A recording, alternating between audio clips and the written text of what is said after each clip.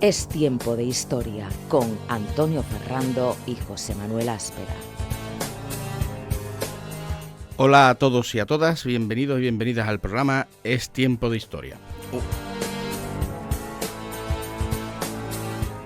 Un programa cuyo objetivo, ya sabéis, es doble: que paséis un buen rato y que al final del programa sepáis un poquito más de historia.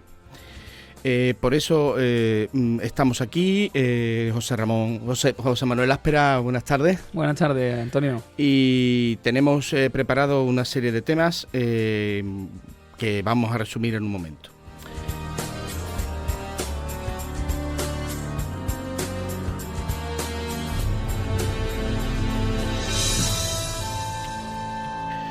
Hoy tenemos con nosotros un invitado insigne, un invitado de honor, que nos va a hablar un poco del yacimiento de Doña Blanca y de su nuevo libro. Hoy vamos a hablar con Diego Ruiz Mata.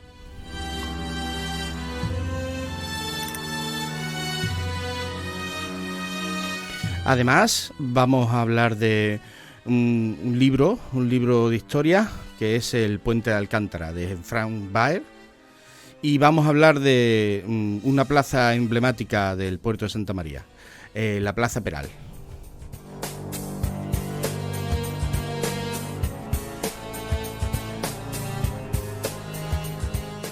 Estos contenidos esperamos que sean muy interesantes.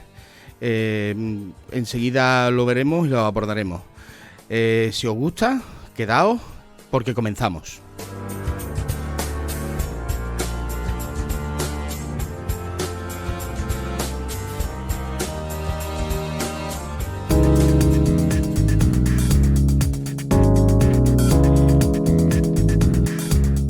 Bueno, como siempre, empezamos por saber qué es lo que pasó hace mucho tiempo, tal día como hoy, 29 de marzo. ¿Tú sabías que el 29 de marzo, José Manuel, es el Día Mundial del Piano? No tengo ni la más remota idea. Todos los días tienen una temática y el día, bueno, pues podría ser peor. El piano es un instrumento que nos da muchas melodías y grandes compositores, ¿no? Pues hoy es el Día Mundial del Piano. Hoy vamos a empezar desde lo más reciente a lo más antiguo, ¿no? Curiosamente, en 1983, en Alemania Federal, porque en 1983 había dos Alemanias, subió al poder, fue nombrado canciller, un importante político del siglo XX, del siglo pasado, Helmut Kohl. Helmut Kohl fue el canciller, por ejemplo, de mi generación, de cuando yo era un chaval, y en Alemania pues era Helmut Kohl, Alemania, Helmut Kohl, igual que posteriormente pues sería la canciller Merkel para los ya más recientes. Para los de mi generación. Bueno, pues Helmut Kohl fue, por ejemplo, el gran canciller que tuvo tan buena relación con el presidente del gobierno español, Felipe González, de la época. Y además se enfrentó con un reto importantísimo y que marca un hito histórico, como es la caída del muro de Berlín. Uh-huh. Porque en 1989, en ese proceso de 1989-1990, el canciller de la Alemania Federal era Helmut Kohl y fue el que pilotó la reunificación de las dos Alemanias, ¿vale? Uh-huh. Porque, bueno, pues la gente más joven a lo mejor no recuerda que después de la Segunda Guerra Mundial, pues Alemania... la Guerra Fría. Se llegó a la Guerra Fría y Alemania se dividió en dos partes. La Alemania democrática, alineada con el bando soviético, y la Alemania federal, alineada con los Estados Unidos. Bueno, pues finalmente, por fin, Alemania vuelve a ser una, pilotado todo este proceso, que no fue sencillo, por el canciller del que estamos hablando, Helmut Kohl, que llegó a la Cancillería hace 40 años. Luego, posteriormente, más atrás, nos vamos hacia más atrás todavía, a 1973. En 1973 se retira de Vietnam el último soldado norteamericano. En una guerra que, bueno, todos conocemos por las películas. Uh-huh. Hay cientos de películas sobre la guerra del Vietnam, pero que además marcó la historia de los Estados Unidos durante la segunda mitad del siglo XX. Hay que tener en cuenta también que el año 1963 fue un año que muchos historiadores llaman como año cero, ya que hubo muchísimas, digamos, bueno, ocurrieron muchas efemérides, ¿no? Claro. En ese año, como por ejemplo golpe de Estado de Pinochet, como por ejemplo la muerte de Carrero Blanco en España. Bueno, pues fíjate, es la última presencia física del ejército norteamericano en Vietnam, aunque no la paz. La paz tardó 2 años más en firmarse en el Tratado de París de 1975, cuando ya pues, las tropas del Vietcong ya ocupan Saigón. Eso pasó hace 50 años y es posiblemente uno de los hechos más trágicos de la historia de los Estados Unidos, porque fue una sangría de juventud esa guerra, que una de esas guerras... en plena Guerra Fría. En escenario de enfrentamientos indirectos entre las potencias... Unión Soviética allí más bien era China, ¿no? Bueno, pero vamos, de esta Guerra Fría, ¿no?, de la que estamos hablando, también con la anterior efeméride. Luego, por otro lado, tenemos el nacimiento de un personaje, de un político importante. Nace en 1943 John Major. John Major fue primer ministro británico, el sucesor de Margaret Thatcher, de la Dama de Hierro, o sea, una persona que asume el liderazgo del gobierno y del Partido Conservador después de una gran figura, una figura que ha marcado la política británica y la política mundial durante mucho tiempo. Y bueno, pues lo hace con valentía, y además es el político británico que consigue el alto el fuego del IRA. Es quizá el mayor logro de John Major, que consigue... Hay que explicar primero quién fue el IRA. El IRA era un grupo terrorista que actuaba en Irlanda. Irlanda y el Reino Unido, que luchaba por la independencia completa y la unificación de Irlanda. De hecho, bueno, él consigue el alto el fuego primero del IRA y luego después de las milicias pro-británicas de Irlanda del Norte, del Ulster. O sea, que consigue, digamos que... Una pacificación. Primero la paz, la pacificación viene después. Bueno, claro. La pacificación ya, porque la sociedad sigue polarizada. Sigue por la vida. Pero por lo menos que se acabaran los atentados de estos grupos terroristas que tanto por el lado católico como el lado protestante, pues cada cierto tiempo pues, ocasionaban muerte y terror, como todos los grupos terroristas, ¿no? Luego, en 1912, hace 111 años, fallece el capitán Scott. ¿Tú sabes quién fue el capitán Scott? Estoy esperando que tú me lo cuentes. ¿Tú no conoces una canción de Mecano que dice que fue del capitán Scott? Pues este es el capitán Scott del que vamos a hablar, ¿vale? Siguiendo la época de las expediciones de los grandes exploradores, se produce una carrera por llegar a los polos. Entonces, bueno, pues la carrera hacia el polo sur compiten 2 equipos importantes, que son un equipo de un noruego, Amundsen, y un equipo de un británico que el capitán Robert Falcon Scott. Bueno, pues es un oficial de marina británico que va en busca del Polo Sur, de ser el primero que llega al Polo Sur, y efectivamente llega al Polo Sur, pero no es el primero. Se le adelanta a Amundsen. Por tanto, digamos que estamos hablando de uno que llega segundo. Pero lo peor es cuando a la vuelta, debido a las condiciones climáticas y, bueno, hay que imaginarse lo que es un paseo por la Antártida, ¿no? Con los medios de 1912. Toda la expedición de Scott empiezan a perder integrantes, y 77 días después de alcanzar el Polo Sur y a escasos kilómetros del campamento base, Robert Scott y 4 de los miembros de su equipo mueren literalmente de frío.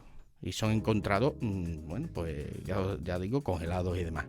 Entonces el capitán Scott ha sido durante mucho tiempo una figura que en un principio se ha glorificado por parte de los británicos, luego después ya ese revisionismo que se suele hacer, ¿no? El revisionismo de las figuras ya se lo denigró un poco, pero ya parece que la ola vuelve al otro lado y ya se le considera como una persona del que enorgullecerse en el Reino Unido. Va a pasar igual que esto parece una antesala de lo que ocurrió con Isaac Peral. Con Isaac Peral, es lo que hablaremos posteriormente. Que hablaremos después.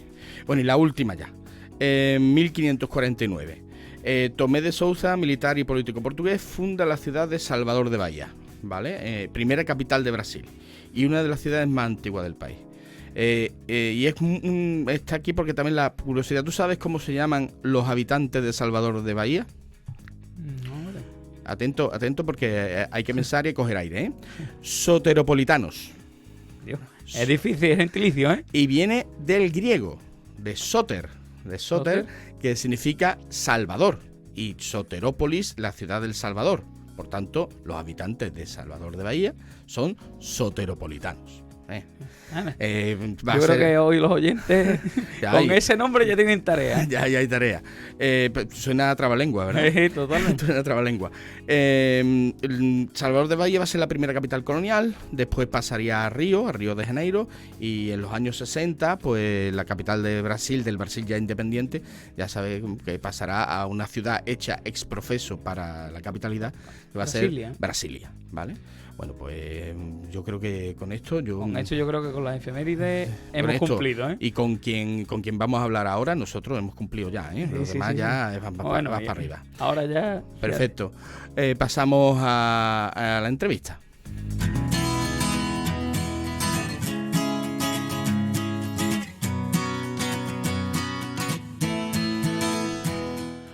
Hoy, en Es Tiempo de Historia, estamos de enhorabuena porque tenemos a una persona, a un investigador, a un sabio.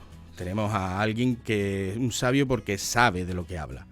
Sienta cátedra. Sienta cátedra porque además es catedrático. Y además tengo que decir que tengo una especial satisfacción en tenerlo aquí porque cuando yo estudiaba ya se hablaba de esta persona con mucho respeto y con mucha admiración entre los estudiantes. Bueno, vamos a hablar de los estudiantes, entre los profesores, pero entre los estudiantes. Bueno, entonces ya se hablaba de él y se hablaba con mucha... Y además cuando pasaba por los pasillos como que había codazo de decir, ese.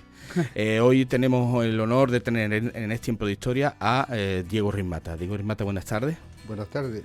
Acabo de enterarme de cosas que yo no sabía. yo tal y como lo vivo, lo cuento. Diego Rismata es un investigador que cuando suena su nombre, inmediatamente todos los que sabemos un poquito de historia o nos interesa la historia, lo tenemos relacionados con el yacimiento de Doña Blanca. Pero yo creo que antes de irnos a Doña Blanca, la primera pregunta que yo le haría a Diego sería ¿por qué estudió historia? ¿Diego? Pues yo francamente no me iba a dedicar a la historia, nunca. Uh-huh. Yo entré en la universidad y siempre llevaba el tema de la filosofía y de la literatura, uh-huh, básicamente. Porque fue García Calvo, ese famoso latinista, que más que latinista, Agustín García Calvo, se dejaba uh-huh mucho impacto, ¿no? Cuando hablaba. Y había otros más, porque en esa época... había un conjunto de profesores que en modo alguno estaban con el régimen, a otros que procedían de la institución libre de enseñanza y otros que nunca pudieron pasar a Madrid porque estaban castigados a estar en la universidad. Había dos universidades por esa época, Granada o Sevilla. Querían ir a Madrid, bueno, porque había más posibilidades tal y cual y estaban castigados. La gente no lo sabe, creían que aquello era un lugar donde no se hablaba. No, en absoluto. Yo ahí donde empecé a hablar en serio de lo que es la filosofía, la política, y leíamos a Marx tranquilamente, y a García Lorca yo tenía las obras completas y como las de Miguel Hernández. Pero es que en la fecha de la... En las fechas donde no se podía, en teoría, ¿no? Donde no se podía, pero claro, estaban, por ejemplo, en la calle Sierpes había una serie de librerías conocidas y donde en los escaparates pues estaba, por ejemplo, que yo lo vi, digo, mira, me lo voy a comprar, el tomo de García Lorca, ¿no? Sí, es que es verdad. Entraríamos en otro sistema. No digo que pudiéramos hacer, por ejemplo, pues una crítica directa y hiciéramos algo que evidentemente solivantara pues al régimen. Es evidentemente que no. Pero a la pregunta que me has hecho, pues yo iba por esas razones, por el tema de la filosofía, la literatura, me encantaba, conocí de forma... No, yo no conocía a Luis Cernuda, como es normal, pero sí conocí al hijo cuyo padre había sido íntimo amigo en Sevilla y tenía una serie de cartas y de correspondencia extraordinaria de Luis Cernuda, ¿no? claro, Luis Cernuda tampoco era una persona normal al uso en ese momento, sí considerado, ¿no? Por supuesto, un magnífico poeta, tal y cual. Y me entusiasmé mucho por el tema de la poesía y Julia Uceda, y había otros más, había un ambiente. En Córdoba estaba el grupo Cántico de Córdoba, con Bernier, que me quería muchísimo. Dice, digo, tú tienes que escribir poesía, y de hecho, es lo que he hecho desde que tenía 15 años. Pasa que no he querido, porque en un mundo donde todo el mundo escribe, como es este de la Bahía, que hace Diego Reyes Mata escribiendo un libro cuyos versos se está leyendo ahora en París, precisamente, o en Italia, en Roma. Pero bueno, yo no tengo esa capacidad. Pero hubo un examen de epigrafía, yo sabía bastante latín, y aprobamos 3. Estaba de profesor Antonio Blanco Frijeiro, muy conocido. Por favor. Por eso, como sé que habéis estudiado sus libros. Por favor. Sí. Pues creo que su libro de arte griego lo tengo yo todavía en casa, claro. Es vigente. Claro, el libro de Asia, del Próximo Oriente, tal y cual, ¿no? Y nos llamó a su despacho, aprobamos 3, una asignatura que se llama Epigrafía Latina. ¿Y queréis venir a Ategua? ¿Y eso qué es? Pues eso es una obra que eso es un yacimiento que está en Córdoba, que al parecer Julio César pues escribe un libro que se llama Bellum Hispaniense y narra la lucha entre César y Pompeyo en razón de quién va a conquistar, no el mundo en este caso, sino en Roma. Bueno, pues a esas edades yo tenía 19 años, 18, 19 años, porque se empezaba en 17 con la universidad, pues, ¿por qué no esa experiencia? Vamos a verla. Y llegó el primer día de agosto, fuimos en pleno mes de agosto, rutina de campaña, visitamos Ategua, y había 1 o 2 obreros, o 3 o 4 estudiantes, no habíamos más, en total éramos 8 o 9, no muchos más. Y lo que de verdad me impactó fue que ese suelo agostado, oscuro, donde aparecían las serpientes por allí, sí, las víboras, yo maté 8 o 10 víboras, alacranes, tal igual, porque no lo advirtieron. Víboras de las que se arrastran, ¿no? No de las otras. Claro, pero cuando vi que emergían muros, yo me quedé muy impresionado. Digo, esto es una resurrección, esto tiene que ser un milagro. Yo no conocía prácticamente mucho de la arqueología. Y dije, bueno, pues esto lo tengo que repetir. Tuve la posibilidad de hacerlo ese mismo, era en agosto, pues en septiembre había una excavación en Río Tinto. Claro, Río Tinto está asociado a Tarteso, está asociado a la metalurgia de la plata. Pues sucedió lo mismo. De pronto empezamos a excavar viviendas, las viviendas materiales de Targirio, de plata, tal y cual. Bueno, vale. Al segundo año yo ya estaba enganchado en la arqueología. Al tercer año, y ya no he dejado, pues prácticamente hacia hasta ahora, ¿no? Pero nunca he abandonado algo, y eso sí, como yo sé que esto lo ven personas de todas las edades, a las humanidades y a la filosofía, jamás uno debe tener una dedicación tan expresa hacia un punto, olvidando el tema de las humanidades. No vale nada la historia, ni vale nada lo que se estudia, si no se tiene un trasfondo humanístico, y estoy convencido. Me acaba de chafar 2 preguntas. Una era ¿por qué la arqueología? Y la otra era ¿por qué las humanidades? Así que yo creo que yo lo puedo... Sí, no, pero seguro. Creo que ha quedado claro. Pero, bueno, sigamos con la entrevista, ¿no?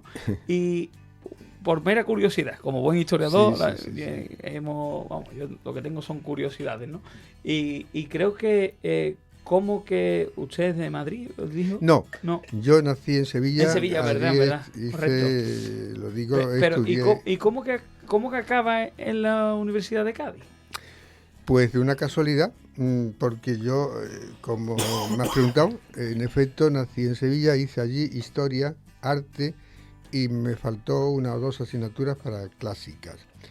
Tuve una beca y me fui a Madrid, a la Autónoma, porque tuve la posibilidad en el año 74, de haber estado en una excavación en el Cerro Macareno, eso está muy cerca de Sevilla.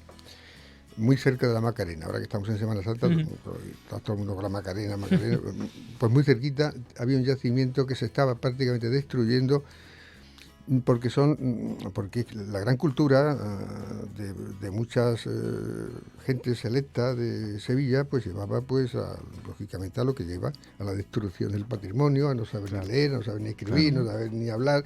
En este caso, hombre, era un yacimiento, era un tel que es una colina artificial, que alguien nos advirtió que se estaba destruyendo totalmente para coger zahorra, me acuerdo del término, la palabra zahorra para la construcción. Nos pareció muy loable, evidentemente, destruir eso para coger material de construcción en una zona que se podía haber hecho al lado. El Marqués de Valencina era. Ajá. Entonces, pues se montó una excavación, Maluquer de Mote, otro arqueólogo que es muy conocido, y básicamente aquí en la zona de Jerez, por haber hecho el primer congreso sobre Tarteso de consistencia, pues un profesor me dijo, nos interesa tal y cual, ¿quieres venirte? Y yo digo, pues me voy, me voy. Tengo que decir, también porque como esto va para jóvenes, que a veces la vida no te viene dada de una forma fácil. Nunca quise que viniera dada fácil, todo al papaíto que tengo esto, papaíto. Hombre, no, vamos a ver un poco más serio ya, porque estamos creando una sociedad a veces ya tan debilucha, tan débil, que a veces uno tiene que afrontar la vida a uno mismo, y como la cultura también y la filosofía aborda este tipo de cosas, perdonad que a veces haga estos incisos. Y echarle a rojo, ¿no? Echarle a rojo. Yo os digo la verdad, y además lo digo con mucho orgullo, y de hecho tengo escrito un poema que se llama La mesa de madera, que fue la primera mesa que yo me compré allí. Vivía en una habitación, evidentemente, Madrid es muy caro, y todo lo tenía que emplear prácticamente pues, en pagar lo que es el piso y muy poquito. Las tortillas que yo he comido, las sopas que he comido, de verdad ahora tengo el regusto como aquella película, una giornata particolare, que esa tortilla que come Marcello Mastroianni, eso para mí es sensacional, de las mejores escenas que ha habido. Una simple tortilla da lugar a una conversación. En mí una simple tortilla da lugar a una vida, a la vida, decir, aquí resisto. Y para colmo, claro, Madrid pues tenía más facilidades de bibliotecas, de todo por entonces. Hoy día podemos tener el internet y encontramos, pero antes no, antes había que ir allí. Y además era Diego, perdón que te interrumpa, era una universidad autónoma donde había personalidades muy importantes, porque antes has citado a García Calvo, pero era la época de los represaliados de la universidad, de Aranguren, García Calvo, el trío, ¿no? Era Aranguren, García Calvo y Tierno Galván. Que, bueno, era esa Universidad Autónoma de Madrid, ¿no? Claro, la universidad estaba Carlos París, también, con todo el grupo comunista, evidentemente, y curiosamente quien la había formado esa universidad era el rector, que era un miembro destacado pues del régimen. Había sido director general de Bellas Artes y muy cercano al Opus Dei, no era del Opus, creo, pero muy cercano. Quiero decir que había unos contrastes tremendos, ¿no? Pero esos contrastes se enriquecían, porque se tomaban esos contrastes no como rivalidades, ¿no? Como rivalidades, sino como una dialéctica de contrastación de ideas y de pensamientos. Yo asistía a Manuela, que está en Malasaña, con García Calvo, igual que con otros, por supuesto en tercera o cuarta fila, porque yo se iba a colocar allí en primera fila, claro, con muy poquita edad y muy poquitos saberes, con García Calvo tal y cual, y francamente aprendí mucho. Estuve en esa universidad y yo ese tiempo lo recuerdo de verdad, es el tiempo más feliz de mi vida, es el tiempo en que se está comenzando. El tiempo en el que todo para ti es algo, una experiencia nueva, vivida, gente que no conoces y de pronto les echas la mano. Ya sé que eso no es una amistad, pero ya sé que la cercanía pues a veces hace que tú te superes. Por ejemplo, iba al Instituto Arqueológico Alemán y allí ya me encuentro al director del Instituto Arqueológico Alemán. Habéis hablado antes de Alemania. Pues bien, esos institutos distribuidos en muchos lugares del mundo eran también pues centros de investigación y centros también de cierta política, ¿no? Pero el centro de investigación, cuando yo le di la mano a Hermann Friedrich Schubert, pues digo, jolín, esto es un honor para mí y una gran superación. Claro, estamos hablando de altos niveles, ¿eh? De altos niveles, y cuando ves esa biblioteca y esa superación, esa disciplina, que por entonces era muy valorada, ahora somos iguales que ellos en muchos sentidos, ¿no? Pero Sí, bueno, pero en el ámbito de la historia antigua, los alemanes eran los alemanes. los alemanes. Eran Los alemanes. Schulten Y y Los todo. alemanes. Y yo tengo, ese- claro, yo tengo que decir ahora, además con Franqueza, ¿no? digamos, con franqueza, pues que en muchos aspectos lo hemos superado. Ellos nos dieron la posibilidad de decir, aquí tenéis esto, como siempre nos pasa. Tiene que venir el de fuera, porque en el fondo somos muy un poco catetos. ¿Por qué no decirlo? Para uno, Yo sé que usted tuvo problemas con... decía bueno, que- Wittgenstein, la verdad parte del reconocimiento del error. Si tú no reconoces tu error, tú no vas a llegar a la verdad. Y lo dice precisamente en un libro que es no crítica, sino de, digamos, bueno, que- sobre pasajes de la rama dorada de Fraser, con el tema del chamanismo. A mí me quedó impresionado con esta frase. La verdad parte del error. Aparte es una frase, es todo una... Lo primero es filosofía. reconocerlo, ¿no? Bueno, Reconocerlo, pues ¿no? Diego estudia en la Universidad Autónoma y termina siendo profesor en la Sí. Universidad Sí, Autónoma. y claro, y es claro. allí donde Claro. según tengo entendido lo que he ido rebuscando, es donde escucha de una manera muy anecdótica.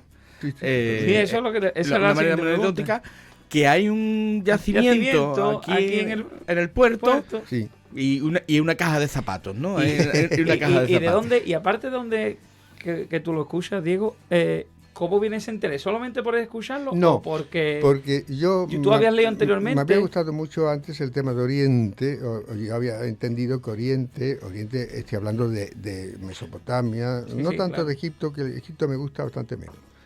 Sí, los faraones me caen un poquito mal, quizás por tanta película y por tantas cosas. También. Tampoco, Pero y- Mesopotamia era otro mundo, mucho más existencial, mucho además trágico, un sentimiento trágico de la vida, al modo de Unamuno, ¿no? Y los otros eran la alegría total, por supuesto, el río ahí, todo. La crecida, la que no es bajada. así, evidentemente. No, claro, es así. Pero bueno, no se hace una idea, ¿no? Es verdad que es una imagen y Claro, está muchas veces idealizada por las películas. y aparte que es verdad que yo el otro día escuché a un inspector de educación. Estaba hablando de historia y dice, yo estoy suscrito a National Geographic y este hombre está muy interesado en China y siempre dice, China, una civilización tan importante, y National Geographic nos sale de Egipto, de Alejandro Magno y de Roma.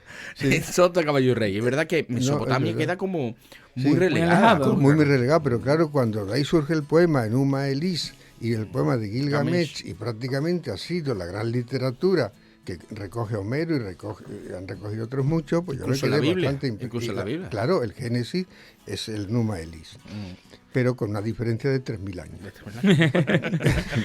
Claro, que ya es diferencia, ¿eh?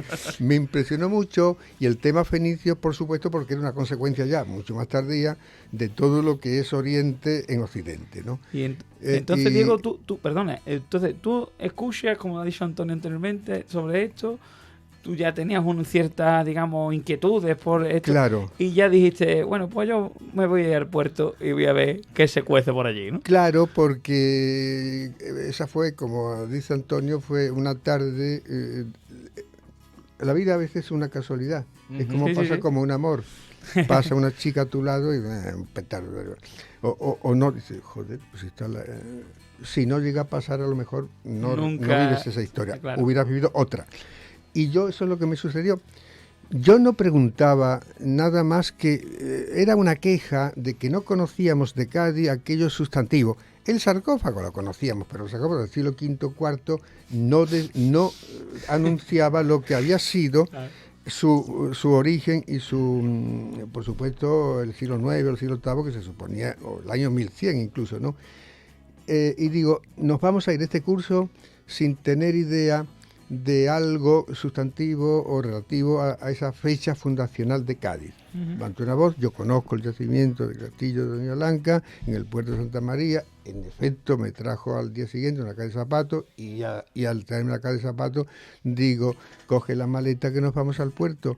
Llegamos al puerto, estaba por entonces, me dirigí directamente al ayuntamiento y tengo que decir que yo preguntaba Castillo de Doña Blanca y no sabía nadie dónde estaba el Castillo de Doña Blanca. Ahora todos han jugado allí, todos y han nacido allí. Debe ser una oficina de nacimiento muy importante. Hay que tener en cuenta que entonces que fuiste el propulsor, ¿no? No, un señor mayor que había dicho, claro, yo conozco y el que nos llevó. Está a 6 kilómetros, ¿no? Llegamos allí, vimos el yacimiento, yo quedé francamente impresionado porque percibí el yacimiento, ¿eh? Después ha habido muchas más cosas conocidas, que después hablaremos si queréis sobre ellas. Cuando vi el TEL, digo, bueno, esto es una enorme posibilidad. Lo recorrí y había una pared cortada, porque se iba a hacer, como es natural y lógico, ¿quién no va a hacer una cantera en un yacimiento? Pues eso es normal, vamos, tienes un yacimiento, ahí el TEL, ¿y qué vas a hacer? Destruirlos, yo lo entiendo, lo puedo entender perfectamente. Llevamos dos, el del Cerro Macareno y este. Por eso, como sigamos así, nos quedamos sin pero yacimiento. el listado es largo, el listado Sí. es larguito. Claro, en la pared ya se veían muros, se veían estratos, los estratos son los reflejos de las habitaciones y de los muros, tal y cual. Claro, cuando lo vi 8 o 9 metros, digo, esto tiene sustancia. Inmediatamente me fui a Madrid e inmediatamente me fui al director general de Bellas Artes, que era por entonces Manuel Fernández Miranda, el sobrino de don Torcuato Fernández Miranda. Ajá. Sí.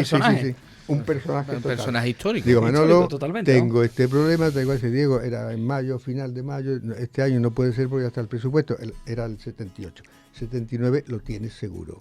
Bueno, estamos en el 2023, yo estoy aquí. Pero no decidí venirme aquí, evidentemente, porque ¿quién se iba a venir de Madrid? Es que no me hubiera... Vamos, los requerimientos que yo tuve para ir a Sevilla, yo ya los teléfonos ni los cogía, porque había un profesor que ha muerto, Manuel Pellicer Catalán, sí. Diego aquí, digo, Manuel aquí, no, aquí, yo quiero estar aquí, porque tenía las bibliotecas, sencillamente las bibliotecas, y tengo que entender que ahora no hay diferencia, la he dicho antes, incluso las bibliotecas son importantes, pero entonces lo que había era un panel con 40 libros, cuando yo entraba en el arqueológico alemán, en el Consejo Superior de Investigación Científica, claro. Hablaba con cantidad de gente, como uno que se está formando se va a venir a un sitio donde no había nada. Fue mucho más tarde, casi en el año 90, 89-90, en una conferencia que di en Jerez, y la directora del museo, que fue alumna mía, dice, Diego, mira, que acaba de salir una plaza aquí a Cádiz, te puede interesar. Yo era ya, tenía mi profesor plaza, titular, ¿no? En sí, Madrid. Titular en Madrid, y para salir mi cátedra, Sí. Para salir mi cátedra. Porque entonces no había que esperar, era el año 90, eso había que esperar un tiempo es que ya no sé francamente qué plan de estudio yo me he criado. Como no ha habido cambios tampoco. Otra cosa no, pero cambios en estos planes ha habido. Cada año sí, y el otro también, ¿no? Sí. Opté y me vine. Y la verdad, yo quiero mucho a la zona, yo quiero mucho a esto, pero yo he hecho mucho de menos también lo otro. Claro. Y una cosa, además de estar... Vamos, ya te hemos situado en Cádiz, ¿no? Ya estamos situados en Cádiz. Y has hablado de las administraciones públicas e incluso hasta has hablado de Torcuato Fernández Miranda, tema de las subvenciones. ¿Cómo han estado vinculados a ese tema de las subvenciones? ¿Te has sentido arropado por las subvenciones en el tema arqueológico? Pues mira, yo he estado arropado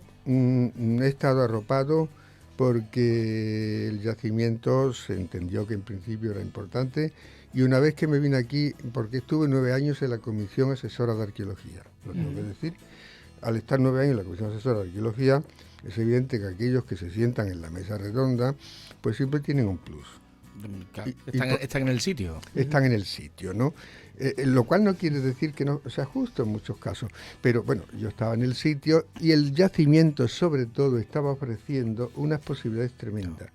No olvidemos que de Fenicios en Cádiz es conocida por su fundación de Gadir, por la fecha fundacional, año 1100 a.C., y eso ya era una presentación al mundo importante, aunque no se conociera, aunque no se tuvieran datos, pero Doña Blanca los estaba proporcionando. Claro, ¿qué es lo que me importaba a mí? Pues que se conocieran el mundo. Por ejemplo, tenía la revista de Madrid Mitteilung alemana, pues la tenía a mi servicio, la revista Archivo Español de Arqueología, quiero decir, aquellas que hoy se llaman de incidencia, no sé qué término se utiliza hoy, porque francamente yo he perdido un poco el ritmo. Pero había posibilidades de expresar al mundo que estamos en un yacimiento. Claro, pues venían facilidades. Pero también tengo que decir que en esos momentos el ayuntamiento, al margen de quien lo comandara, de quien fuera el alcalde, sí había un interés que yo me vi arropado, bastante arropado. Pues estaba eso es positivo, Sevillano, hombre, sí, lo tengo que decir, eso es positivo. Es fundamental, Y ¿no? yo no soy de los que suelo mentir, porque la mentira no me conduce a nada, ni pelotear. No. Porque sencillamente, sí. Es decir, que No, podemos decir... Otra que cosa no se podrá decir de Diego, pero Diego habla muy claro. No, habla con franqueza. Habla cristalino. Habla Porque, cristalino. sí, porque sencillamente creyeron que lo que estaba haciendo tenía cierto interés. No. Y entonces el plan del campo agrario, tal y cual, que me ofrecían a lo mejor, el PER, me ofrecían a lo mejor 30 o 40 hombres para trabajar, hombre, eso es muy de agradecer. Y la Diputación, igual, con Paco Vázquez Caña en la cabeza, al cual, alcalde de Benalú. desde aquí, mi saludo, porque él nunca dudó que aquello era importante, y gran parte de lo que se ha hecho, y todas las habitaciones que se han hecho, y todo lo que hay dentro, es obra de su interés y con aportaciones de la Diputación, y lo tengo que decir. Después, francamente, ya me he encontrado bastante menos arropado. Bueno. Y ahora estoy a cero. Bueno, y desmontando el primer mito. Vamos a empezar a desmontar mitos. Que los mitos están para eso. Yo creo que siempre he pensado que los mitos están para desmontarse, como los Lego. El mito de Gadir. Cuando yo estudio de pequeño en la EGB, a mí me hablan de Gadir y me hablan del archipiélago y tal, la fundación, como lo acabas de decir. Y yo cuando, ya en la facultad y demás, escucho, y tu teoría de el triángulo de Gadir. Sí, sí. Eso es algo que, claro, a ver, es complicado para el profano, porque cuando el profano piensa en un punto con nombre, y con nombre igual que una ciudad actual. Cádiz es Cádiz, el puerto de Santa María, con su toponimia y punto. Pero, y además para los oyentes, lo explica muy bien. Cuando Diego lo explica, uno dice, por lo menos... lo cuestiona. ¿Y qué es lo que hay que hacer? Cuestionar el mito y revisarlo, ¿no? El triángulo sería Doña Blanca, Gadir, y un tercer punto muy cercano y además con una trayectoria histórica muy larga, que es Santipetri. Exacto. Eso es ese triángulo. Ese es el triángulo. Precisamente es el triángulo de la mayor realidad posible, no es el de las Bermudas. No. Que sería el mito. Hemos convertido el triángulo de las Bermudas en el triángulo de la realidad histórica. Ajá. ¿Y por qué? Sencillamente porque cuando uno puede escribir lo que sea, la escritura lo admite todo. Vamos a hablar del mito. Uh-huh. El mito es contingente, es necesario. ¿Por qué es necesario? Porque es realidad esa etapa en la que es suprahumana, en la que el hombre se basa para saber que existe, ¿no? Y sobre todo para tener referencias. El Troya no existió nunca. Schliemann creyó, me refiero a la guerra. Uh-huh. Y Troya, tal como pensamos, pues es una pequeña ciudad, una pequeña fortaleza muy importante, pero por la razón que sea, es un mito. No existió Aquiles, ni existieron Odiseo, pero yo no quiero desmitificar, sí, quiero decir, tengamos en cuenta que es un mito, pero no matemos al mito, porque el mito es sustancial. El mito de verdad lo necesitamos de mitos, sabiendo que son mitos.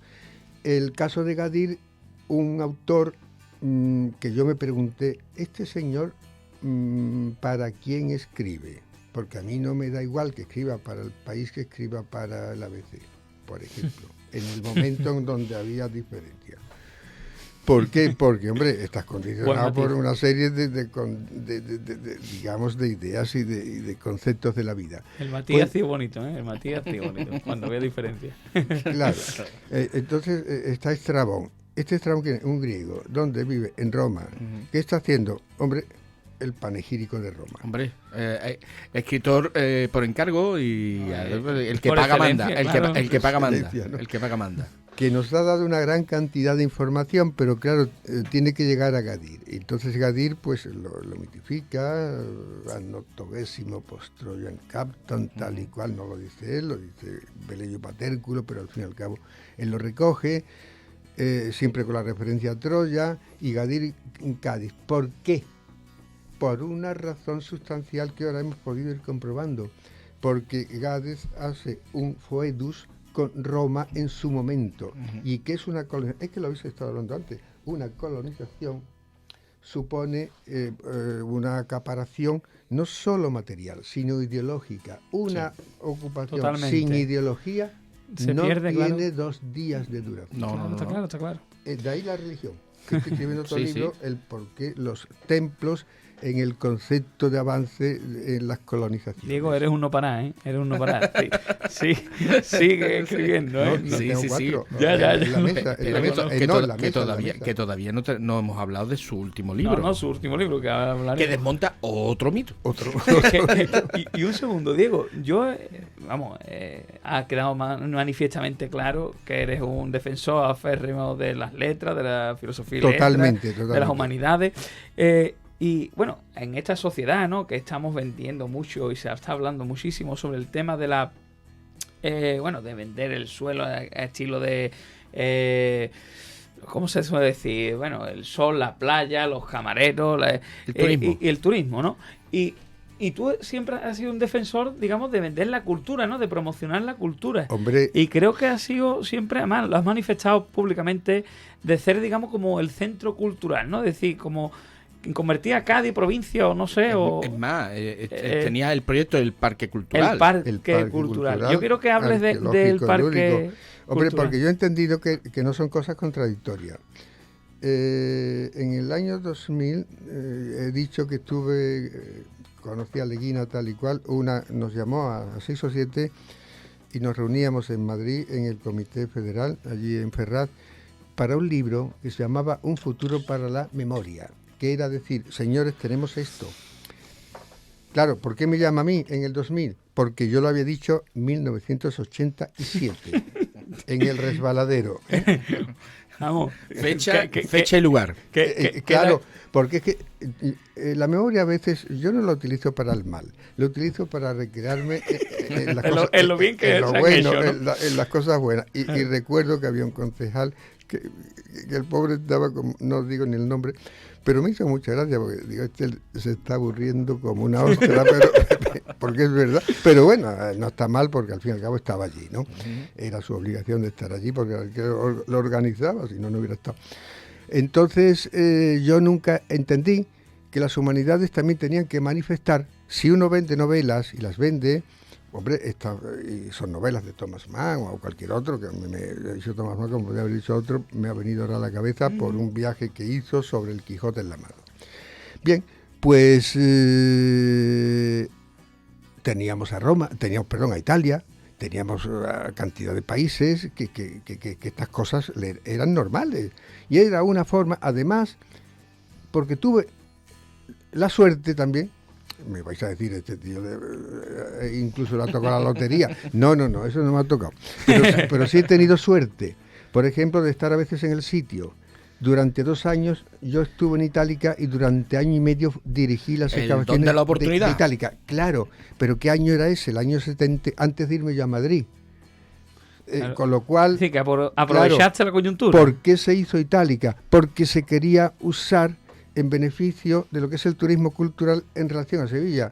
Y finalmente, al final, bueno, verga la redundancia, al final se ha quedado en agua de borraja, ¿no? Al final nada, proyecto. porque cuando uno tiene cosas más fáciles, cree que esas cosas fáciles van a perdurar siempre. Y yo digo que nada hay que perdure siempre. Pero si tú tienes la historia, yo digo que sí perdura siempre, a menos que la destruya, porque yo voy a Córdoba, también estuve en Córdoba excavando y sé el proceso de lo que es la mezquita de Córdoba en el sentido de la gente pagando entrada. O vi la catedral de Sevilla, porque el arquitecto jefe es íntimo amigo mío, o lo era, y claro, estas cosas se comentaban y se hablaban. Y porque tuvimos la suerte de que aquí en el puerto una vez estuvimos hablando Eudald Carbonell, Hombre, otra figura. Otra figura, Otra gran figura. Arzuaga más tarde, pero Eudald Carbonell Atapuerca, si venía por aquí, Atapuerca. sobre este tipo de cuestiones. De modo que coincidían muchos aspectos, entendiendo que hacíamos un servicio, investigábamos bien, éramos reconocidos y no odiados, porque claro, si vas Eso es a un importante, sitio, eso es importante. a un lugar... Porque es verdad que muchas cosas que han pasado en las investigaciones históricas, que es verdad que muchas veces la investigación ha avanzado, pero la divulgación no. No. Entonces, digamos que se ha quedado en un plano muy erudito, muy de congresos, muy de... Sí, para que lo escuchen 4. De sota, caballo y rey, y poco más, y esto es mío, tuyo, siempre las mismas caras, y siempre los mismos nombres, y ahora yo te paso la pelota a ti, ahora tú me pasas la pelota a mí, pero luego el gran Totalmente. público no tiene, incluso un público, estamos hablando de gente que puede estar interesada, aficionados a la historia, a la cultura y demás, que a la que no le permea eso, no le llega el mensaje, no le llega Claro. esa información. Totalmente entonces, de acuerdo. Entonces, ¿para qué se investiga? Claro, Para- totalmente de acuerdo. No es mi caso. No. Por suerte no es mi caso, porque desde que empezamos aquí yo me traía estudiantes y todos los veranos había conferencia y las puertas abiertas, porque siempre pensé, incluso con los obreros, los primeros, cuando yo llegué a Itálica, y perdón cuando llegué a Itálica yo tenía 21 años o 22, y claro, eran gente en el paro, gente que prácticamente no tenían dinero, ninguno, ni habían visitado nada. Lo primero que hice fue llevarlos a la playa porque me lo pidieron, no conocemos la playa. En segundo lugar fue el Museo de Sevilla, y en tercer lugar fue un cuartel en Mérida. Sí, vimos Mérida y fuimos a un cuartel. ¿Sabéis lo que supuso entrar, estoy hablando 72, 73, gentes en un cuartel en lo que son los servicios de los jefes, o sea, el bar de los jefes? Sí. Impresionante. ¿Y sabéis lo que es, por ejemplo, salir un autocar y casi todo el pueblo despidiendo a los 40 o 50 que yo tenía allí? Claro, yo tenía esa sensibilidad, si otros no han tenido, yo tuve esa experiencia, ¿no? Y al llegar aquí teníamos las puertas abiertas, porque entendimos que la autoridad no está en decir, como tengo el mando, vas a hacer lo que yo quiera. No. A mí me pregunta un señor en Itálica, yo tenía 21 o 22 años, y este era comandante, había sido comandante en la guerra civil, en el bando republicano, el bando comunista. ¿A usted cómo le llamo? ¿De usted o de tú? Digo, como usted crea conveniente. Me llamo de usted, evidentemente, porque vio que aunque sabía poco, el trato era el que tenía que ser, ¿eh? Yo no estoy diciendo... Y eso Quiero decir que fuiste una persona cercana y por ello acercaste tus conocimientos a las personas. Exactamente, Sí, sí. porque he sido mi forma de ser, aunque parezca distante, no tanto. Después, ¿por qué no se difunde? Pues mira, no se difunde realmente porque, vamos a ver, sinceramente, con toda sinceridad, ¿cuántos concejales de culturas habéis visto en el puerto? Muchos. Y con una cierta valía, me refiero en este sentido, no en el humano, el profesional, sino en el sentido de difundir cosas. ¿Cuánto? Un poquito. Y cuando se difunden cosas que realmente no tienen gran trascendencia, porque lo que estamos aquí hablando es de difundir a muchos niveles, a un público general, pero... Y he mencionado el puerto, pero bueno, porque estamos aquí, ¿no? Pero es verdad, tiene razón, se difunde muy poco y se difunde mal. Claro, y tampoco hay posibilidad de difundir. Nosotros, por ejemplo, no podemos sentar a Doña Blanca. Ese es el propósito, por ejemplo, del nacimiento de este programa. Queremos divulgar, queremos hablar, queremos que... Y que llegue a todos los públicos. que llegue a todos Sí, los públicos. Por eso importante es eso. Y me parece, historia para todos los públicos. Y en este sentido, me vais a permitir que yo diga que pues, llevo 2 o 3 años, no todos los sábados, porque de verdad que tengo mucho trabajo y no puedo, no por gusto, pero al menos he hecho ya 30 o 40 visitas de 25 o 30 personas, donde estamos desde las 9 de la mañana hasta las 2 de la tarde recorriendo aquello y explicando la historia, y que la historia es útil, para creación de empleo. Ujú. ¿Y por qué? Porque el turismo cultural es lo que perdura siempre. Eso se llama economía sostenible. Lo otro, digamos, en movimiento y poco sostenible. Totalmente, Porque cuando fluctúa. se pongan en funcionamiento ciertas playas que yo me conozco, vamos a tener que repartir. Claro. Sí, sí, sí. Yo sigo con mi hilo conductor. Mi hilo conductor es el mito y su destrucción. Exactamente. Entonces, Yo hemos destruido... ¿Vengo aquí a hablar de mi libro o tú Y a eso voy porque Hablar de su libro. como Paco Umbral en el famoso programa de Mercedes Milá, Que lo he dicho. Diego ha venido también a hablar de su libro. Totalmente. Entonces, con que llevamos que se nos está yendo el programa y me encanta que se nos esté yendo el programa y sin ningún problema, hablando con... Yo ya adivinaba que con Diego, yo tenía un guión preparado por si acaso, pero con Diego nos va a faltar tiempo.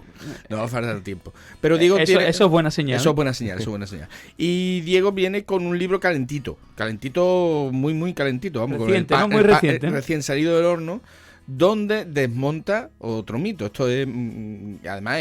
¿Qué te gusta? Yo creo que te Sí, gusta sí, desmontar los mitos. pero ¿por qué? Porque de vez en cuando hay que... las cosas que llevan mucho tiempo fijadas en un sitio hay que decir... Hay que cuestionárselas, ¿no? Y es lo que debe hacer un buen historiador es... ¿Por qué? ¿Y esto por qué está aquí? ¿Y quién lo ha puesto aquí? ¿Y con qué intención está puesto aquí? Y no podría estar en otro sitio. Entonces, y si lo resiste, perfecto. Esos son los paradigmas, ¿no? Los paradigmas que también los hay, como la ciencia histórica tiene sus propios paradigmas. Entonces, Diego ha cogido un mito, pues además esto es incluso un mito más extenso, que incluso el de, y más cacareado que el de Gadir, que es Tarteso. Tarteso es Toma ya. el Tarteso, la Atlántida. Claro. Estos un son... totum revolutum Claro, ahí, claro, un totum totalmente. revolutum, Argantonio, el reinado de los 100 y pico de años, etcétera, que prácticamente que Esto da para 7 escribía- programas, Antonio? escribían las leyes en tablillas de oro y vamos, y esto. Y entonces, pues llega Diego, y dice, vamos a ver. Y llega Diego con como dice el tío Paco con la rebaja, pues llega el tío Diego con la rebaja. Dice, vamos a poner las cosas en su sitio, ¿no, Diego? Es que me gusta rebajar para ahorrar. Tengo que tener un colchón de algo siempre, incluso en la ciencia. Tarteso es un tema que te viene dado a veces sin buscarlo, ¿eh? Porque a lo mejor si estoy cavando sobre fenicio, eso, por ejemplo, en Doña Blanca, pues el término Tartesos también suena. Es más, hubo una época en que Gadir, me refiero en el mundo antiguo, fue equiparada con Tartesos. Aquí también estuvo Tartesos. De modo que el mundo, estoy hablando de hace 2000 años, bueno, pues desde hace 2000 años hay una, digamos, una tendencia un poco más. En la Biblia aparece un término que se llama Tarsis. Aparece un señor que se llama Salomón. Este señor que se llama Salomón tenía fenicios a su servicio que iban a buscar plata. Este señor, al parecer, construye un palacio, un harén y unas cuadras en Jerusalén. Este señor era muy fácil relacionar Tarsis con Tartesos, sencillamente porque los fenicios estaban a su servicio en la medida de que los fenicios controlaban la navegación y controlaban las rutas comerciales. Y era muy fácil pues hacer la ecuación Tarsis, Tartesos, que era la versión griega seguramente del Tarsis bíblico hebreo, ¿no?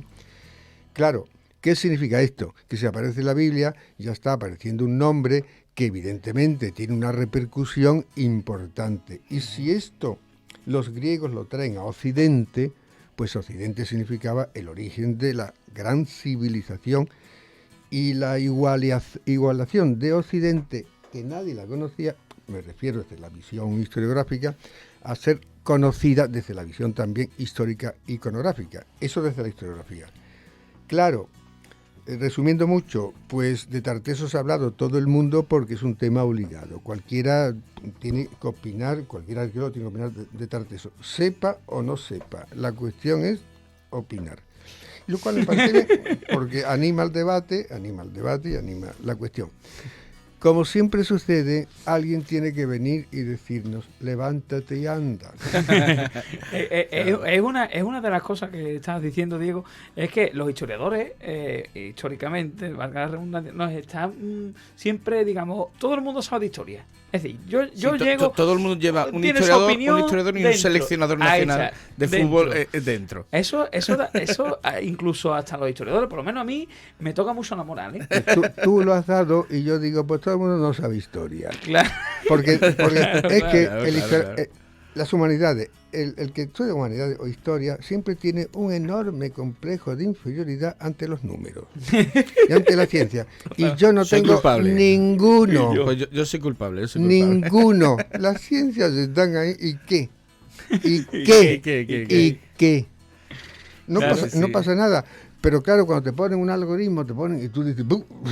Esto tiene que ser algo extraordinario. Como somos idiotas, Sí, la claro. mayoría, pues siempre nos dejamos fascinar por aquello, porque en la poesía está bien, lo dijo Lorca, solo el misterio te hace vivir. Y yo digo, soñar. Claro. Yo es Con mi que pequeña corrección. Entonces, claro, ante este complejo, todo el mundo opina de historia, porque además se cree que la ha vivido. Incluso la memoria histórica. A mí me propusieron pues desenterrar muertos. No sé si es conveniente decirlo, yo dije que no en ese momento, porque conocía que solo el 1 o 2%, el 10% como mucho, se iban a identificar. Y me lo decía un antropólogo que era el director jefe de las excavaciones, de todo este cosa. Entonces, yo no sé engañar. yo no se engañé. No, y el historiador, claro, opina de todo. Vamos, el que no es historiador opina de todo. Es que habéis estado nombrando cuestiones tú importantes. hablas del logaritmo, ¿no? Tú has hablado del logarismo. Algoritmo. Algoritmo, perdón. Y digo yo, es que a mí no se me ocurre, ya te digo, vi a un arquitecto y decirle a un arquitecto, o a lo mejor hablar con un tío de física cuántica y decirle, pues no tiene usted razón.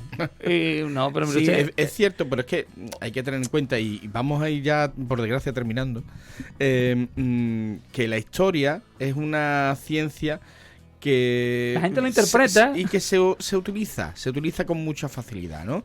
Y como estamos hablando de los mitos, estos mitos que de los que Diego ahí ha ido socavando, pues con su libro, aquí Tarteso y Tartesio. Yo como umbral, hombre, por supuesto. yo tengo que mostrar mi libro. Pues, ahí por tenemos supuesto, las cámaras. Tarteso también se ha utilizado, como toda la historia, de manera interesada.